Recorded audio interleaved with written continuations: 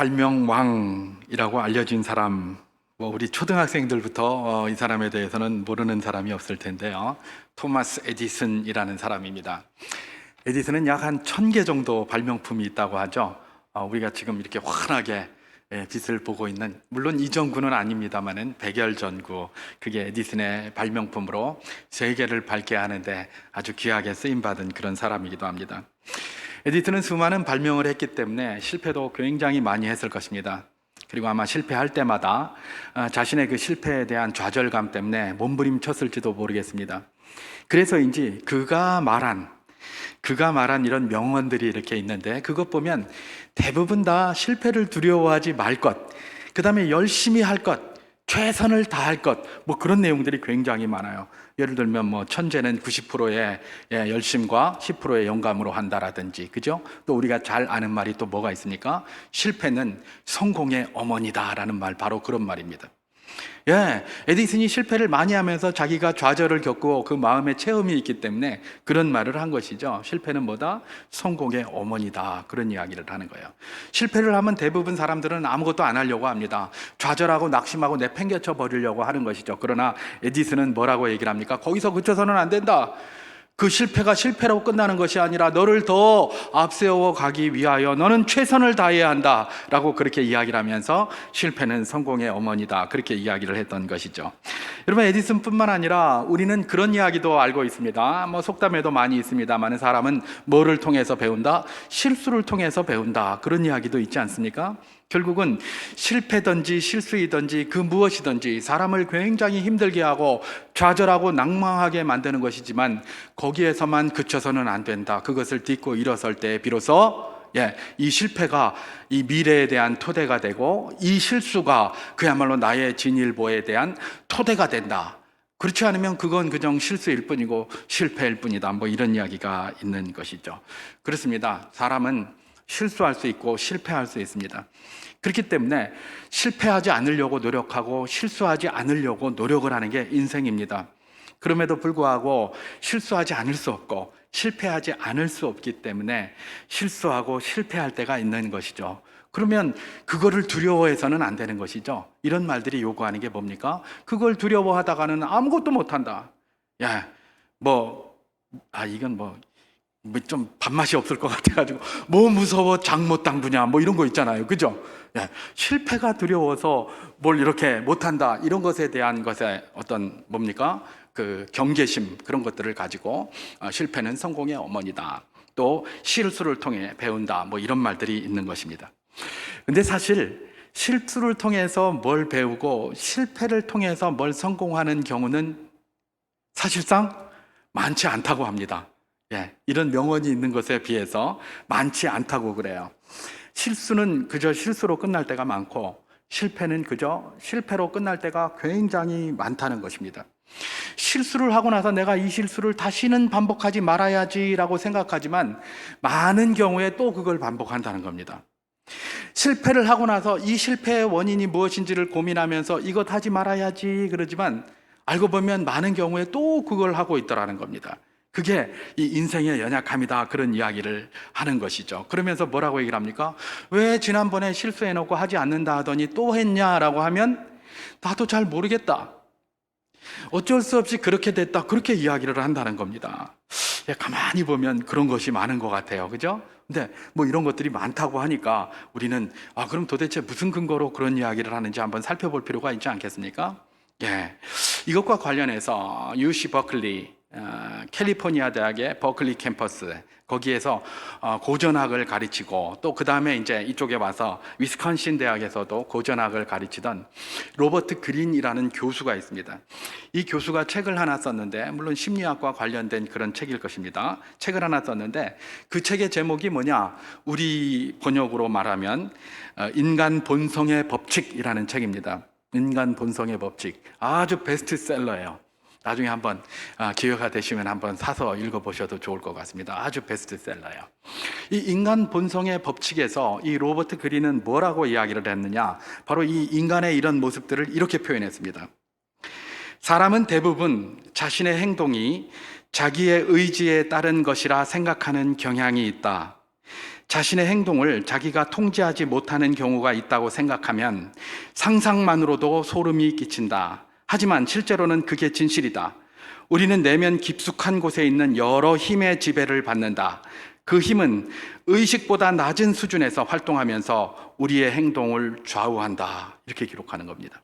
여러분, 이게 무슨 말이냐면 이런 거예요. 우리가 무슨 행동을 합니다. 우리는 일반적으로 행동을 하면 우리가 이 행동을 다 통제하고 있다고 생각해요. 내가 이런 행동을 하는 것을 우리 의식이 인정을 하고 우리의 마음이 이것을 갖다 동의를 하고 우리 뇌에서 그렇게 뇌파를 보내서 그렇게 움직이고 그렇게 말하고 그렇게 행동한다고 생각을 한다는 것이죠. 그런데 만약에 이런 생각을 한번 해보는 겁니다. 만약에 우리가 뭘 행동을 하고 우리가 말을 하고 막 그러는데 이게 우리 의식과 상관없이 내 말이 막 튀어나가는 거예요. 내 행동이 막 나타나요. 여러분, 이런다고 생각하면 어떻게 되겠습니까? 오싹하겠죠? 아니, 내가 행동을 하는데 나는 분명히 내가 생각을 해서 바르다고 생각해서 하는데 이게 나의 의지와 나의 생각과는 상관없이 자동으로 나온다고 생각을 해보십시오. 굉장히 오싹할 겁니다. 그런데 이 로버트 그린이라는 사람이 말하는 것은 그겁니다. 그게 그렇게 된다는 거예요. 우리가 의식하고 행동하는 것 같은데 가만히 들여다보면 의식하지 않고 그렇게 한다는 거예요. 야, 이게 놀라운 것 아닙니까? 그래서 실수를 반복한다는 거예요. 의식하지 않고 행동한다는 거예요. 그러면 그게 뭐냐? 의식 저 밑에 있는 어떤 여러 가지의 힘들이 있다는 겁니다. 그 힘들이 그걸 잡아 끌어내려가지고 제대로 못하고 자기 마치 의식에서 그걸 하는 것처럼 그렇게 한다는 거예요. 그리고 그 저 밑에서 끌어내리는 그 힘을 뭐로 이야기하고 있느냐? 뭐 심리학에서 우리가 가끔 듣는 건데 뭐 불안, 시기, 분노, 좌절감 뭐 이런 것들이라는 겁니다. 불안, 시기, 분노, 좌절감, 뭐 이게 뭐 이제 교회에서 뭐 흔히 심리학의 용어를 많이 빌어서 뭐 상처, 뭐 이렇게 이야기하는 것들 아니겠습니까? 이게 한번 딱 했다가 불안함이 없어지면 끝나는 게 아니라는 겁니다.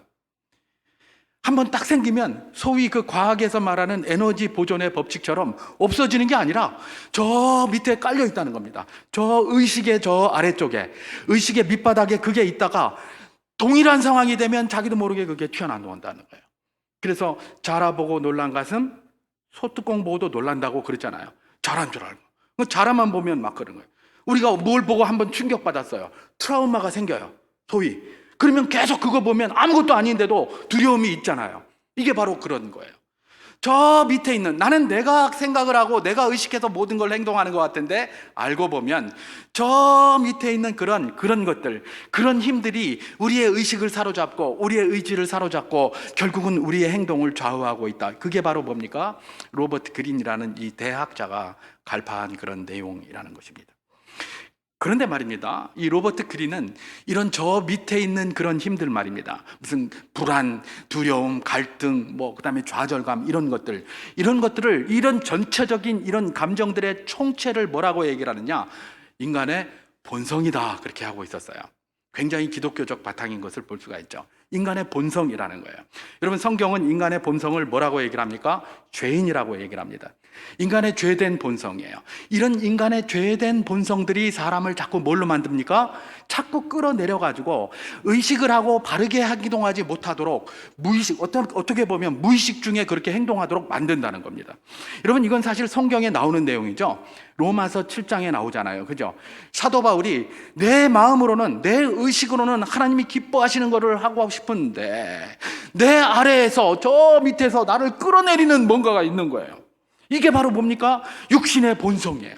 그게 막 끌어내려져 하나님이 기뻐하시는 일을 하려고 하는데 못하게 막 막는 거예요. 그래서 사도 바울이 자신에 대해서 뭐라고 얘기를 했습니까? 이희영 목사가 한 것도 아니에요. 사도 바울이 했어요. 사도 바울이. 오라, 나는 공고한 사람이로다. 누가 이 사망의 몸에서 나를 건져내랴. 그런 거예요. 그죠? 그래서 우리 주 예수 그리스도로 말미암아 감사와 찬양을 돌려드린다. 왜? 예수 그리스도께서 우리를 거기서 건져내 주셨기 때문에. 육신의 본성에서 예수 그리스도께서 우리를 건져주셨기 때문에 그분을 찬양한다라고 하면서 8장이 시작이 되는 것 아니겠습니까? 바로 그것입니다. 예, 인간은 죄인입니다. 죄인이기 때문에 죄된 본성을 갖고 있어요. 우리가 의식을 가지고 모든 일들을 행하는 것 같지만 사실은 우리 의식과는 상관없이 인간의 죄된 본성이 우리로 행동하게 만들고 우리 인간의 죄된 본성이 우리로 그냥 당연하게 그 일로 이끌어가게 만들어요. 그러다 보니까 의식을 별로 사용하지 않으면 무의식 중에 그런 것들을 많이 행하게 되는 것이죠. 이게 바로 무엇입니까? 실수를 반복하는 이유라는 겁니다. 전에 한번 실수했으면 전혀 그렇게 안 할 것 같은데, 나도 모르게 무의식 중에 그 상황이 딱 되면 그냥 움직이는 겁니다. 알아서. 이전에 있었던 그런 좌절감, 이전에 있었던 그런 경험들, 이런 죄된 본성들이 똑같이 작용해가지고 그 실수를 반복하게 만든다는 거예요. 여러분, 오늘 우리가 읽은 창세기 이 본문이 바로 그것을 우리에게 잘 증거해 주고 있습니다. 오늘 본문에 보면 아브라함이 그렇게 나옵니다. 아브라함이 이 보여주는 모습이 바로 무엇입니까? 이전에 했던 것과 사실은 똑같아요. 이따가 우리가 살펴보겠지만 이전에 했던 것과 똑같은 것을 반복하고 있는데 왜 이 아브라함이 똑같이 반복하고 있을까? 결국은 뭐예요? 자기가 이전에 있었던 그런 것들이 이런 상황만 되면 자연적으로 움직이는 거예요. 자연적으로 움직여요. 자연적으로 그런 활동, 그런 행동을 하는 거예요. 이게 무슨 의식 속에서 옛날에 실수했기 때문에 이렇게 하면 안 되지, 이 정도가 돼야 되는데 그게 아니라 툭 치면 그냥 턱 하고 나오는 거예요. 이게 뭐예요? 자연스럽게, 어쩌면 무의식 가운데 자연스럽게 그렇게 나오는 모습들을 보게 되는 것이죠. 자, 오늘 본문 창세기 20장 1절을 제가 봉독해 보겠는데요, 이렇게 시작을 하고 있습니다. 아브라함이 거기서 네게브 땅으로 옮겨가 가데스와 술 사이 그랄에 거류하며, 이렇게 되어 있습니다. 아브라함이 거기가 어디냐? 바로 마므레죠. 소돔과 고모라가 멸망할 때에 이 아브라함이 거주하고 있던 것은 산꼭대기 마므레, 또 기럇 아르바, 나중에 헤브론이라는 이름을 갖게 된 바로 그 산지에 있었습니다.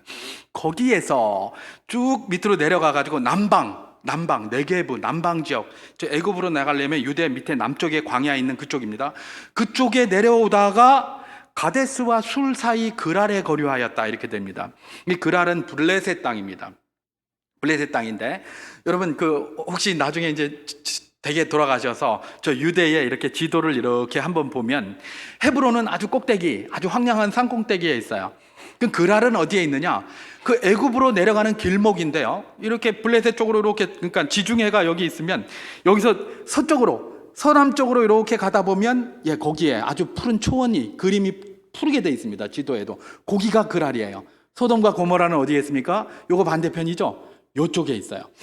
여기 소돔과 고모라가 있고 여기 높은 산인 헤브론이 있고 그랄은 여기가 있어요. 제가 이렇게 지도를 이야기하는 이유가 있습니다. 좀 이따가 설명을 할 텐데, 자, 그걸 딱 여기 평야고 소돔과 고모라는 여기 있었고 헤브론은 여기 있었습니다. 여기에 있다가 여기로 내려갔다는 거예요.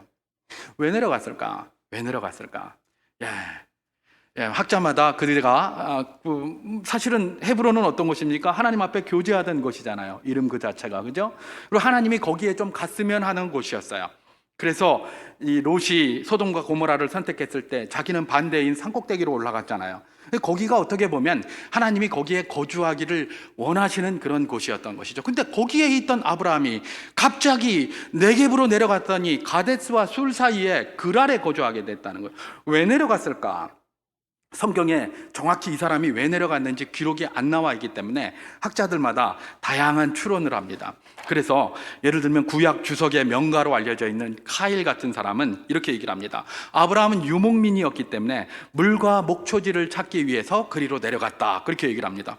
충분히 이해가 됩니다. 왜냐하면 거기는 산꼭대기고 그 다음에 밑에는 평야고 이러니까 아마도 물과 목초지를 찾아서 그리로 내려갈 수 있지 않겠습니까? 그래서 그냥 일반적인 관점인 것 같아요.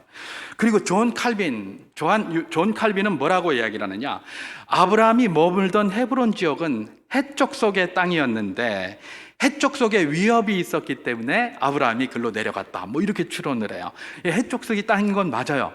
근데 그 위협이 있었는지 없었는지 여기 잘 안 나와요. 근데 사실 조금 있다가 보면은 거기 막벨라고를 사고 이런 것들이 막 나오잖아요. 이런 거 보면 해쪽 속하고 이렇게 큰 갈등이 있었던 것 같지는 않은데 어쨌든 칼빈은 이렇게 해석을 했어요. 그리고 이 구약 주석학자 중에 머피라는 사람이 있습니다. 이 사람의 그 주석이 좀 특이해요. 그래서 제가 아까 지도를 이야기를 했는데, 이 사람은 뭐라고 이 아브라함이 밑으로 내려간 헤브론을 떠나서 그 그랄로 내려간 이유를 추론하고 있느냐? 소돔과 고모라가 멸망하는 것을 아브라함이 봤다는 겁니다. 보고 나서 뭐예요? 충격을 받은 거예요.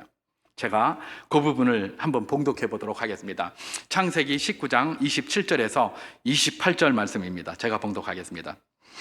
아브라함이 그 아침에 일찍 일어나 여호와 앞에 서 있던 곳에 이르러 소돔과 고모라와 그 온 지역을 향하여 눈을 들어 연기가 온기가마의 연기같이 치솟음을 보았더라. 그렇게 기록합니다. 예, 하나님께서 소돔과 고모라를 멸하시기 전에 아브라함에게 가서 그렇게 하시겠다고 이야기를 하셨어요. 아브라함이 중보기도를 했죠. 그리고 나서 그 다음날 한다고 하니까 해가 딱 뜰 때에 가서 헤브론이 산 꼭대기라고 했습니다. 꼭대기에서 한번 내려다 본 거예요. 어떻게 돼 있는지 내려다 봤더니 소돔과 고모라에서 연기가 피어오르는데 온기가마의 연기같이 치솟았다 그래요. 여러분, 온기가마의 연기 뭘까요? 굉장히 강력한 연기죠. 여러분, 이 온기가마 1200도 이상 된다잖아요. 그죠? 그 온기를 굽기 위해서 막 불을 떼는데 그 불이 그야말로 불지옥같이 그냥 많이 떼는 것 아니겠습니까? 그 당시에 불을 그만큼 떼는 데가 어디 있겠습니까? 그죠? 온기가마에 연기가 탔다 그러면 맹렬한 불덩이와 연기가 치솟았다라는 것이죠. 그걸 본 거예요, 아브라함이. 그리고 나서 뭘 한 겁니까? 이 머피의 이 주장에 의하면 그걸 보고 아브라함이 충격을 받았다는 겁니다. 소위 공황장애에 빠졌다는 겁니다. 외상 후 스트레스 장애에 빠졌다는 겁니다. 굉장히 충격을 받아서 그게 무서워서 그걸 두려워해서 어디로 간 겁니까? 여기 산이 있고 서쪽인 그랄로 내려간 거예요. 여기 안 보이게 산에 이렇게 가려져서 거길로 내려갔다는 겁니다. 롯도 말입니다. 처음에는 소 아래에 있겠다고 했어요. 근데 소 아래에 있기를 두려워해서 산으로 올라갔다고 그랬잖아요. 왜 소 아래에 있기를 두려워했다고요? 아침에 동이 트는데 소돔과 고모라가 멸망되는 걸 본 거예요. 그러나서 완전히 패닉에 빠진 것이죠. 완전 두려워하게 된 겁니다. 같은 맥락이다. 머피는 그렇게 추론을 하고 있는 것입니다. 굉장히 의미 있게 다가오는데, 그러나 이제 다수의 의견은 뭡니까? 아브라함이 왜 거기를 내려갔느냐? 다수의 의견은 아마도 기근 때문에 내려갔을 것이다 라고 이야기를 합니다. 왜냐하면 가나안에 사는 사람들은 기근만 들렸다 그러면 대부분 어디로 갔습니까? 애굽으로 내려갔습니다. 그리고 애굽으로 내려가기 위한 중간쯤이 뭐예요? 그랄이에요. 그랄을 통해서 애굽까지 내려가는데 아브라함은 애굽까지는 안 가고 그랄에 머무른 것이죠. 왜 그랄에 머물렀을까요? 애굽은 이전에 한번 갔다 왔거든. 그죠? 이전에 한번 가서 재미 좀 보고 왔거든요. 그러니까 애굽에 또 가면 두려워하진 않았을까 그런 생각도 듭니다. 어쨌든 그랄에 있어요. 그리고 나중에 창세기 26장에 가고 그 뒤에 요셉의 경우도 보면 자기 아들 이삭도 그랄에 또 갑니다. 기근이 생겼을 때. 그 요셉도 기근이 생겼을 때에 야곱의 가족도 다 애굽으로 내려가잖아요. 결국은 뭐냐면 그 당시에 가나안에 살던 많은 사람들은 기근만 들었다 그러면 자동으로 어디로 가는 겁니까? 애굽으로 가지 않으면 중간쯤인 그랄로 내려갔다는 거예요. 지금 아브라함이 뭘 하고 있습니까? 왜 내려갔어요? 저는 다수의 의견을 따라서 기근 때문에 내려갔다라고 본다면 지금 아브라함이 뭡니까? 기근이 딱 생기니까 자동적으로 다른 사람들이 해니까 그냥 자동적으로 고민하지 않고 그냥 어디로 내려간 겁니까? 그랄로 내려간 거예요. 이게 아브라함의 문제. 아브라함은 사람들이 그러니까 자동으로 막 고민도 하지 않습니다. 바로 기근이 딱 생기자마자 자동으로 내려가요. 그리고 자동으로 그랄에 내려갔는데 그 내려간 것 그 자체보다도 더 큰 문제가 있었죠. 그랄에 갔기 때문에 해야 됐던 일이 뭡니까? 이런 일을 합니다. 자기 아내가 있습니다. 사라가 있는데 그랄이라는 이방 땅에 가면 또 사라를 취하려고 하는 자들이 자기가 남편이라고 하면 자기를 죽일까 봐 사라에게 이야기를 하죠. 나는 이제 돌아다닐 때마다 나를 오빠라고 해라. 이렇게 한 거예요. 그래서 사라에게 오빠라고 하라고 하고 자기도 동생이라고 하고 그러면서 거길 내려가 가지고 그랄 왕 아비멜렉이 사라를 보고 저 누구? 그랬더니 아브라함이 이건 내 동생이다 이렇게 한 거고 사라도 저건 내 오빠다 이렇게 이야기를 한 겁니다. 오늘 창세기 본문 20장 2절과 20장 5절을 제가 한번 봉독해 보도록 하겠습니다. 그의 아내 사라를 자기 누이라 하였으므로 그랄 왕 아비멜렉이 사람을 보내어 사라를 데려갔더니 이게 2절이고 5절은 그가 나에게 이는 내 누이라 하지 아니하였나이까 그 여인도 그는 내 오라비라 하였사오니 나는 온전한 마음과 깨끗한 손으로 이렇게 하였나이다 이렇게 기록합니다. 다시 말해서 아브라함이 뭐예요? 사라가 자기 아내임에도 불구하고 동생이다 이렇게 얘기했고 사라도 자기 남편임에도 불구하고 아브라함을 뭐라고 얘기를 했습니까?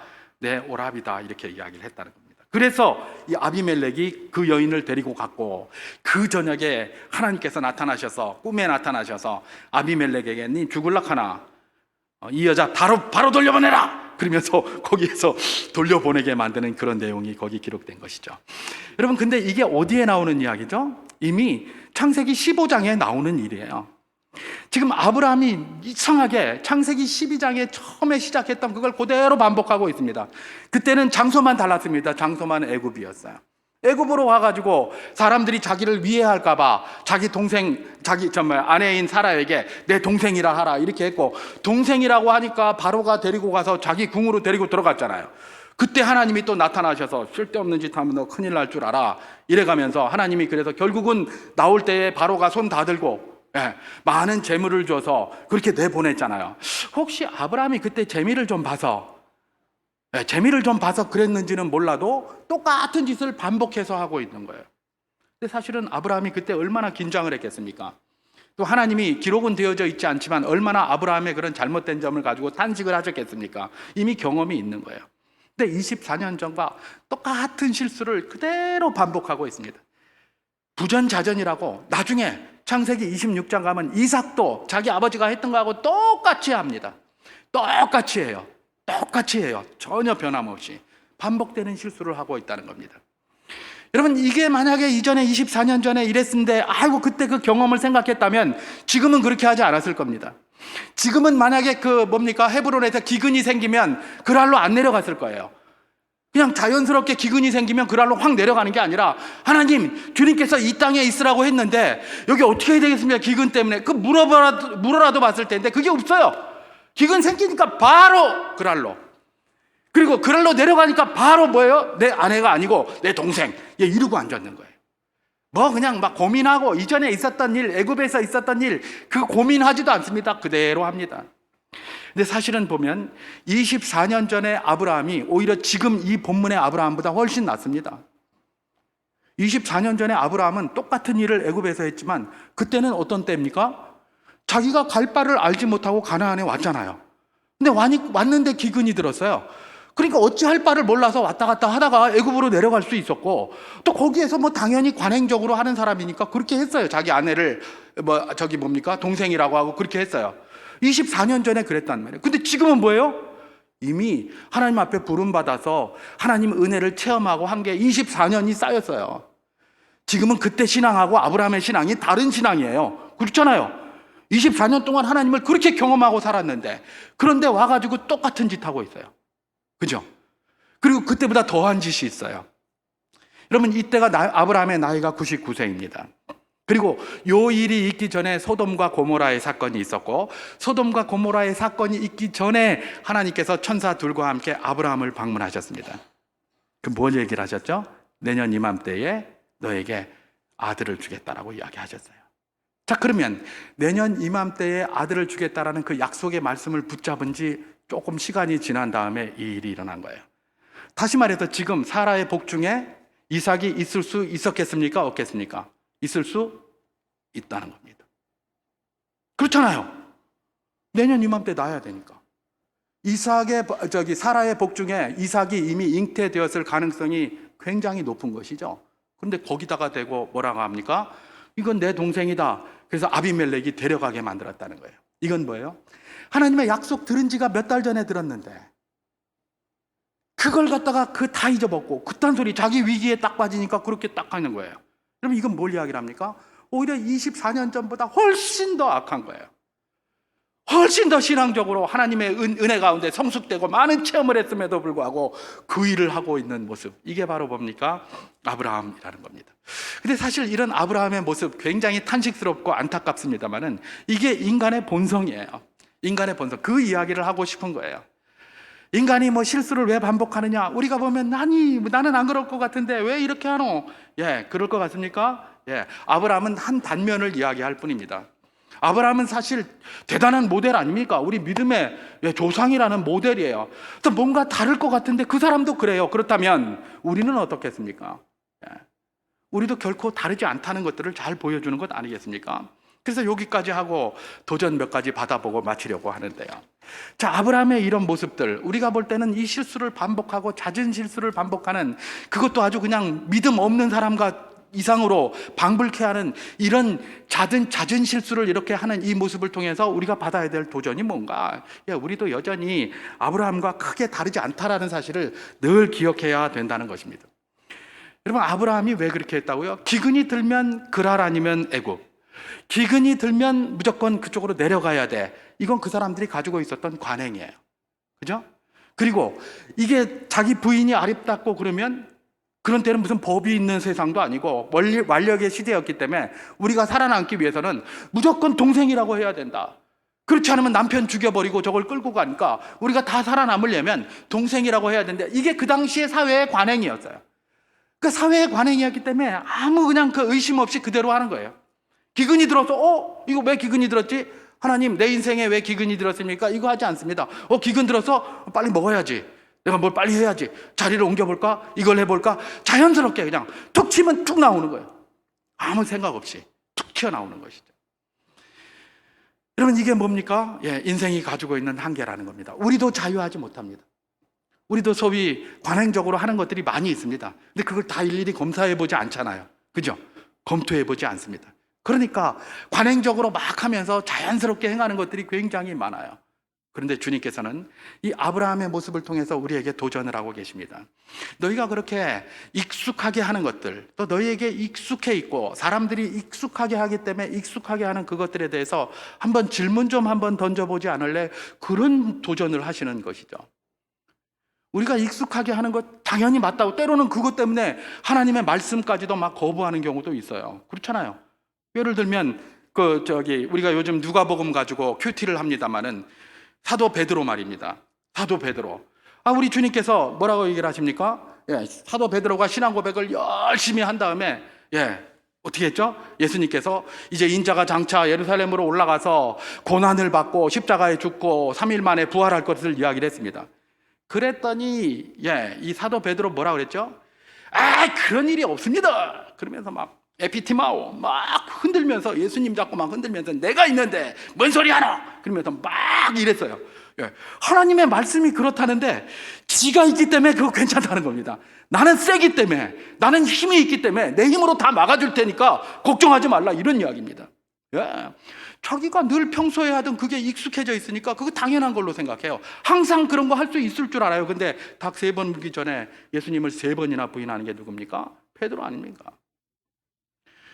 여러분, 우리가 일반적으로 많이 하는 것 때문에, 아주 익숙해져 있는 것 때문에 그걸 당연한 것들로 생각하고 당연하다 생각하다 보면 때로는 하나님의 말씀이 오히려 바른 말씀을 제시를 해도 이게 좀 이상하다, 이게 뭘 맞노? 이렇게 생각할 경우가 굉장히 많은 것이죠.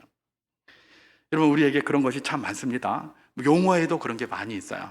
한 가지만 예를 들면, 우리가 세상에서는 뭐라고 얘기를 합니까? 사람이 딱 돌아가시면 근조, 근조는 맞아요. 그렇게 붙여놓고 나서 뭐라고 얘기를 합니까? 인사말 하는 게 삼가 고인의 명복을 빕니다, 이런 말이에요. 익숙하겠어요. 그 문제에 대해서 우리의 풍습이고 그런 말을 늘 하기 때문에 그거 가지고 누가 뭐라고 하질 않죠. 근데 그거 가만히 살펴보면 카톨릭에서는 할 수 있어요. 카톨릭에서는. 왜냐하면 카톨릭은 죽은 자를 위한 기도도 해요. 그죠? 사자를 위한 기도. 그래서 고인의 명복을 빌 수 있어요. 근데 개신교는 죽은 자를 위해 기도하지 않습니다. 아시죠? 하나님은 죽은 자의 하나님이십니까? 아닙니다. 산 자의 하나님이십니다. 그래서 우리가 장례 예배를 드리는 것도 죽은 사람이 명복을 빌고 그걸 위해서 드리는 게 아니에요. 살아남은 자들, 유가족들을 위로하고 격려하기 위해서, 그래서 예배를 드리는 겁니다. 장례 예배를. 그렇잖아요. 그죠? 그래서 천국 환송 예배, 제가 전에 한번 설명을 드렸었죠. 어떤 분들은 그러잖아요. 이미 천국 갔는데 뭘 천국 환송 예배라고 하느냐? 천국 환송 예배가 어딨냐? 막 그런 소리를 하면서 막 핏대를 올리시고 잘못됐다고 이야기를 하시는데, 저는 그거 반대라고 그랬죠. 천국에 그분이야 천국 가셨죠. 그럼 누구를 천국에 환송해야 됩니까? 남아있는 유가족들의 마음에 남아있는 그 고인에 대한 여러 가지 마음들을 천국으로 보내자는 거예요. 그래서 천국 환송 예배라고 붙이는 것이 합당하다라고 저는 개인적으로 그렇게 생각을 하는 겁니다. 남아있는 산자를 위해서 예배를 드리는 거고, 산자를 위해서 기도하는 겁니다. 근데 고인의 명복을 빈다, 이건 죽은 자의 복을 비는 거예요. 그죠? 죽은 자예요. 그렇기 때문에 우리가 너무 익숙하게 쓰고 있기 때문에 그냥 자연스럽게 씁니다만은 사실은 알고 보면 신앙적으로는 굉장히 문제가 많은 그런 용어다라는 사실을 우리가 발견하게 됩니다. 그래서 이제 오늘 이후로는 이제 우리 성도님들 가운데도 뭐 익숙하게 쓰지만 이런 말은 좀 조심해서 써야 되겠다, 이런 도전을 좀 받으면 참 좋을 것 같아요. 어쨌든지 간에 이런 것들 말입니다. 예를 들면 우리가 너무 관행적으로 하기 때문에 자연스럽게 그냥 이렇게 하면서도 이게 잘못된 건지도 모르고, 또 누가 뭐라 그러면 그게 뭘 잘못됐다고 니 글은 이런 소리 할 가능성이 굉장히 높은 것이죠. 그런데 그게 아니라는 겁니다. 아브라함이 보여주는 게 바로 그거예요. 그냥 세상에서 다 하고 있다고 다 맞는 것이 아니라, 그래서 우리가 하나님의 백성은 뭘 해야 된다는 겁니까? 영적으로 깨어 있어야 된다, 그런 말 많이 하는 것 아니겠습니까? 그죠? 그래서 우리가 뭘 하는 겁니까? 큐티하는 겁니다. 큐티하는 거예요. 하나님 말씀이 뭐라고 하는가? 바로 그거예요. 그래서 우리가 뭘 해야 됩니까? 기도해야 되는 겁니다. 하나님의 뜻이 뭔가? 바로 그걸 찾는 것 아니겠습니까? 여러분, 하나님의 말씀을 묵상하고 하나님의 뜻을 살펴보는 그것이 다 뭘까요? 하나님께 관심을 좀 갖는다는 거예요. 여러분, 제가 아까도 말씀드렸습니다마는 이 아브라함이 헤브론에서 기근이 있을 때 하나님께 좀 관심을 가지고 질문을 해봤었으면 이렇게 똑같겠습니까? 달라졌을 가능성이 굉장히 높겠죠. 바로 그런 겁니다. 우리가 하나님의 말씀을 듣고 하나님의 말씀을 늘 보고 기도도 늘 하고 그렇게 얘기를 합니다. 그런데 또 하나님도 늘 말씀 앞에 서라고 하고 기도, 쉬지 말고 기도하라고 합니다. 그 말이 뭘까요? 제발 좀 나한테 관심 좀 가져도, 이런 얘기예요. 기도는 하나님을 하나님답게 만드는 거예요. 우리로 하여금 하나님께 관심을 갖는 게 기도예요. 왜 자꾸 기도하라고 하겠습니까? 사랑하는 저 자녀가 있는데 나한테 관심이 없어요. 이런, 맨날 하나님이 짝사랑만 하고 있어요. 얼마나 피곤하겠습니까? 그죠? 내가 이렇게 짝사랑하면 저것도 좀 사랑해 줘야 될 텐데 나한테 관심이 없어요. 그러면 얼마나 피곤합니까? 그렇잖아요. 기도하라는 건 뭡니까? 나한테 관심 좀 가져줘, 관심 좀 가져줘, 그런 말 하는 겁니다. 여러분, 우리 주님께서 두루 다니시면서 설교하실 때마다 사람들이, 수많은 군중이 구름대와 같이 모였습니다. 구름대와 같이 모였을 때 주님께서 메시지를 막 선포를 하십니다. 그래 놓고 나서 무슨 말을 하시죠? 귀 있는 자는 들을지어다, 그래요. 거기 사람들의 귀 없는 사람이 있습니까? 귀 안 달고 와서 예수님 말씀 듣겠다고 거기 와서 앉아있는 사람 있겠습니까? 물론 귀 안 들리는 분도 있어서 치유받으러 온 사람이 있었겠죠. 그러나 그렇지 않은 모든 사람들은 다 뭐예요? 귀 있는 사람들이에요. 다 귀 있는 사람들이에요.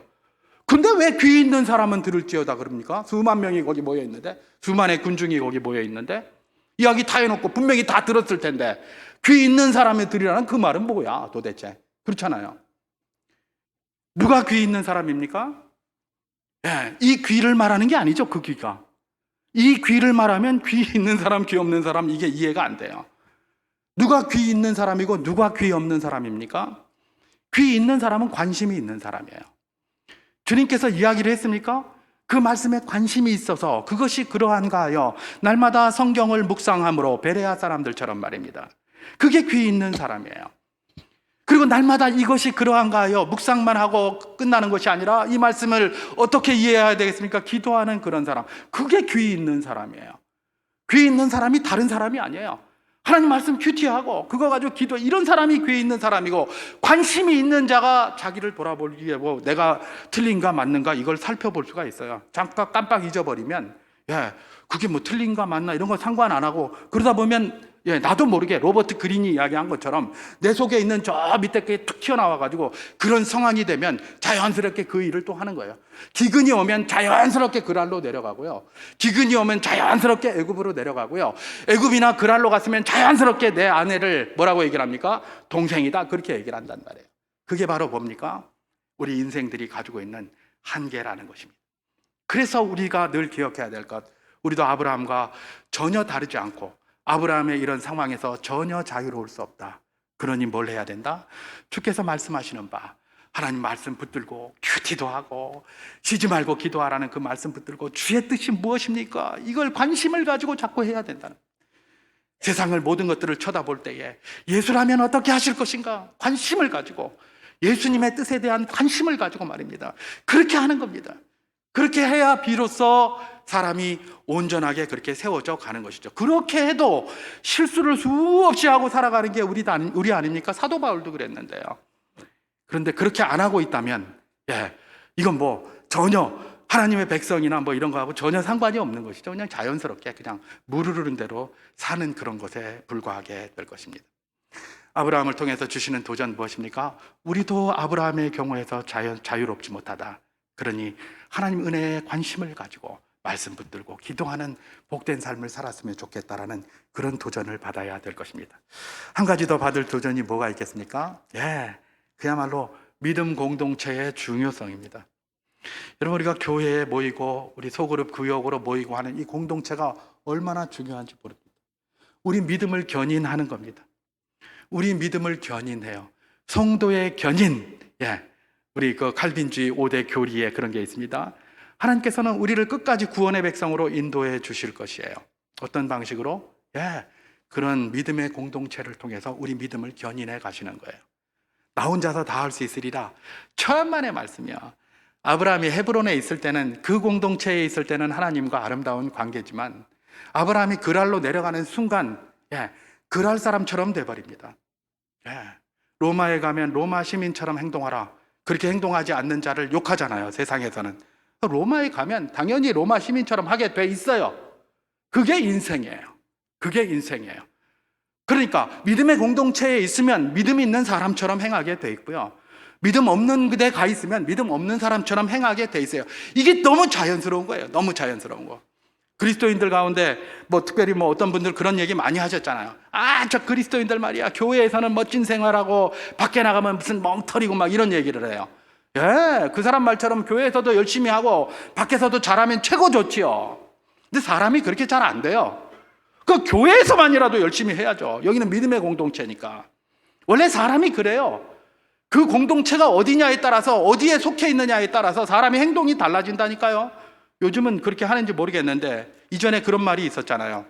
예비군복만 입으면 뭐가 된다? 개가 된다.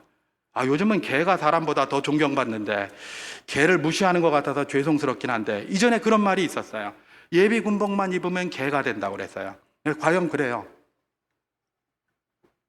저도 이전에 직장 생활할 때 직장 예비군으로 이렇게 있다가 여기 부전동에, 옛날에 여기서 훈련 받았어요. 그때 예비군 훈련을, 그 직장 예비군. 또 가면 부전동 거기 가면 거기 가면 철의자가 이렇게 큰 강의장이 있고 막 철의자가 쫙 깔려져 있어요. 근데 철의자 밑에 신문지가 쫙 깔려 있어요. 그러니까 제일 앞 시간에 안 가고 제가 이제 두 번째 시간 이럴 때 가게 되면 앞 시간에 왔던 사람이 신문지를 쫙 깔아놓고 간 거예요. 이게 무슨 쓰레기장인지 모르겠어요. 신문지 쫙 깔아놔요, 철의자 밑에. 아마 가보신 분들 아시죠? 남성분들. 그 신문지 왜 깔아놨을까요? 철의자 밑에. 안 그래도 그거 좁아 죽겠는데 왜 깔아놨죠? 누워 있으려고. 예비군 훈련 받으러 가가지고 철의자 밑에, 남들이 철의자에 앉아있는데 밑에 누워 있으려고 신문지 깔아놓고 있다니까요. 이상하잖아요. 아니, 여기 내가 앉아있는데 내 밑에 누가 신문지 깔고 누워있다고 한번 생각해 보세요. 일반 이런 사회에서 그게 인정이 되는 일입니까? 근데 예비군은 했다니까요. 근데 그게 욕이 되질 않아요. 그냥 그러고 있어요. 그러면 교관은 와서 뭘 합니까? 2시간 동안 그냥 강의한다 그러면 여기 쳐다보지도 않아요. 쉬지도 않고 자기 할 말만 계속 허공에 대고 떠늘다가 시간 되면 그냥 나가요. 네 거기 왜 누워있노? 왜 자빠져 있노? 말 하나도 안 합니다. 말 안 해요. 자기 할 말만 하고 가요. 그럼 밑에서 딱 이렇게 누워있다가 기가 막히게 교관 나가면 발딱 일어나요. 교관이 들어오면 딱 눕고. 이게 뭡니까? 예비군이라는 곳이니까 가능한 곳이에요. 그런 걸 예를 들어서 저 부산역에 가서 한다고 해보십시오. 다 미친 사람이라고 하지 않겠습니까? 아무리 똑같이 비슷하게 철의자 밑에 앉아 있어도 말입니다. 여러분, 믿음의 공동체의 중요성 뭡니까? 우리를 믿음으로 세워가는 건 나 혼자 해갈 수가 없습니다. 아브라함이 그랄에 갔기 때문에 이랬어요. 아브라함이 애굽에 갔기 때문에 그랬어요. 헤브론에 있었으면 그렇지 않아요. 여러분, 우리의 믿음을 견인하는 것이 주의 몸된 교회인 줄 믿으시기 바랍니다. 우리 교회인 줄 믿으시기 바랍니다. 그래서 저 유명한 교부 시프리아는 교회를 어머니로 삼지 아니하는 자는 하나님을 아버지로 둘 수 없다라고 그렇게 얘기를 한 겁니다. 교회가 그야말로 신자의 모체입니다. 교회를 어머니로 삼고 거기에서 태어나고 거기서 양육이 되어야 하나님을 아버지라 부르면서 살아갈 수가 있는 거예요. 그렇지 않으면 하나님을 아버지라 부를 수가 없어요. 이게 믿음 공동체의 중요성인 것입니다. 나 혼자 예배 드리고 나 혼자 잘할 수 있다? 잠깐은 할 수 있을 겁니다. 천만의 말씀이요. 결단코 그러지 않습니다. 요즘 뭐 가나안 성도 뭐 이런 말 많이 있습니다. 안 나가도 내가 혼자 믿음 잘 지키고 되나 보십시오. 제가 저주하는 게 아니라 그렇게 되나 보라고요. 안 됩니다. 그게 인간이에요. 그게 인생이고요. 그러니까 성경에서 뭐라고 얘기를 합니까? 모이기를 힘쓰라고 이야기를 합니다. 여러분, 성경에서 모이기를 힘쓰라고 썼습니까? 그때 모이면 죽음이었습니다. 예수 믿는다고 하면 다 붙잡아 갔고요, 다 잡아 죽였어요.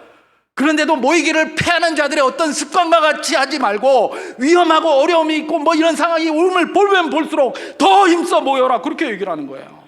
왜냐하면 밖에 나가서 막 박해받고 이러면 믿음이 흔들리거든요. 그러니까 모여서 죽더라도 모여가지고 함께 기도하고 함께 믿음을 격려하고 함께 믿음을 세워가라. 그래서 공동체의 모임을 그렇게 강조한 것 아니겠습니까? 바로 그것입니다. 여러분, 믿음의 공동체의 중요성, 이 아브라함을 통해서 주께서 우리에게 도전하십니다. 하나님께서 우리에게 구역을 주셨고 우리에게 교회를 주셨습니다. 이 공동체가 여러분의 믿음을 견인하는 중요한 공동체인 것을 기억하면서 공동체를 위하여 기도해 주시고 공동체의 발전을 위하여 함께 수고해 주시는 복된 분들 다 될 수 있기를 주님의 이름으로 축원합니다. 한 가지만 더 짧게 살펴보면, 이 우리 하나님이 어떤 분이신지를 잘 보여주고 있습니다. 오늘 본문에 보면, 하나님께서, 제가 다음 주에 한번 하겠습니다만은, 어떻게 보면 아비멜렉은 별로 죄가 없어요, 그죠? 아브라함이 거짓말해가지고 말입니다. 자기는 내 동생이니까 거짓말 아니라고 했지만 얼마나 비열한 거짓말, 비슷한 사기입니까, 그죠? 아브라함이 다 사기치고 이랬는데 아브라함에 대해서는 말도 안 해요. 그래놓고 오늘 12장 7절에서 뭐라고 하면, 그는 선지자다. 그가 기도해 줘야 네가 멀쩡하지, 그렇지 않으면 내가 너 가만두지 않을 거야, 이러고 앉았는 거예요. 아니, 하나님이 뭐야? 잘못한 거는 아비멜렉이 잘못 안 한 것 같고 아브라함이 다 잘못하고 사기친 것 같은데 왜 하나님은 아브라함에게 이렇게 관대하신가? 24년 전에도 그랬어요. 아브라함에게 너무 관대하세요. 제가 다음 주에 이야기할 걸 미리 다 이야기해버려서 그렇긴 한데, 아브라함에게 너무 관대하세요. 그러니까 차라리 그냥 24년 전에 하나님이 아브라함에게 좀 심하게 하셨으면 이때 안 했을지도 모르겠는데 그런 생각이 들 정도예요. 관대하고 아무 말도 안 하고 그냥 막 아비멜렉만 가지고 죽이겠다고 막 이렇게 하고 계신단 말이죠. 이걸 통해서 우리가 무엇을 한번 도전받을 수 있을 것인가? 바로 하나님의 인내와 사랑이에요. 당신이 택한 백성들을 끝까지 사랑하시는, 그의 반복되는 실수에도 불구하고 끊임없이 그를 위하여 격려하시고 그와 동행하시며 가시는 하나님의 사랑 말입니다. 우리 자식이라도 이런 방식으로 하면 부모가 화내고 꾸짖지 않겠습니까? 뭐 심하면 네 내 호적에서 팔아, 뭐 이런 소리 하지 않겠습니까? 하나님은 그런 말 안 합니다. 그런 말 안 합니다. 끝까지 쫓아다니면서 이 반복되는 실수에도 불구하고 그를 세우시고 그를 인도하시기를 원하시는 하나님, 그를 복주시기를 원하시는 하나님, 그 하나님이 우리 아버지신 줄 믿으시기 바랍니다. 아브라함을 통해서 도전하시는 하나님의 은혜와 사랑, 여러분에게 늘 충만히 있음을 기억하면서 이 하나님 붙들고 평생 믿음으로 살아가시는 복된 분들 다 될 수 있기를 주님의 이름으로 축원합니다.